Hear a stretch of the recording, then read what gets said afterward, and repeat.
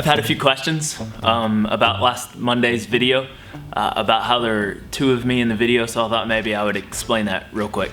I set up this scene. I have a chair here and a chair over there, as you can see. But what you don't know is you're actually looking at two videos right now, because the screen is cut in half, allowing the second me to come in and have a seat. So, really not two of me, just two videos, side by side. Want some coffee? No, thanks.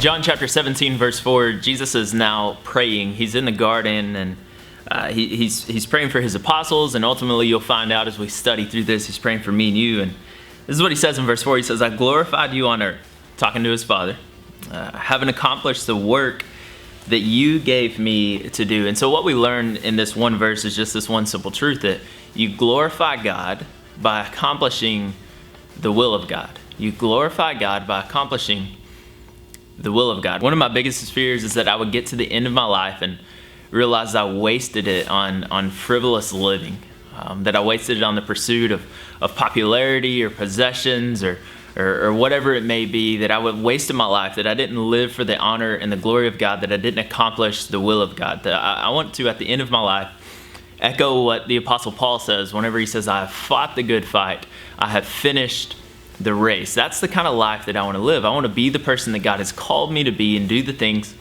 that God has called me to do. And doing the will of God used to kind of freak me out a little bit. I used to think that I was going to discover the will of God the same way that the Apostle Paul did, or Moses did, or Jonah did, that there was going to be a bright light shine down from heaven, or God was going to speak through a burning bush and tell me exactly what it is that I needed to do. I thought I was going to know exactly where I needed to go to college, and exactly what major I needed to have, and exactly what I wanted to do for the rest of my life. And I was going to find out exactly who I needed to date, and exactly who I needed to marry, and exactly where I needed to live. I thought that somehow God was going to speak to me through the clouds or through the light, and I was going to hear this audible voice from God and know exactly what it is that I was supposed to do in order to glorify Him. But what I found out is those guys are the outliers. There's very few people in the history of humanity that have heard the audible voice of God. And so for the rest of us, how do we discover the will of God? If we want to glorify God by living according to His will, how are we supposed to figure out what He wants us to do? Well, it's actually pretty simple. We figure it out by studying His Word.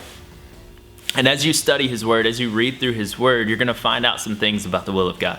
You're going to find out what He wants you to do. You're going to read some commands. You're going to learn some wisdom from the Proverbs. You're going to see the example of Christ and see the example of God-fearing men and women throughout history. And that's how we discover the will of God.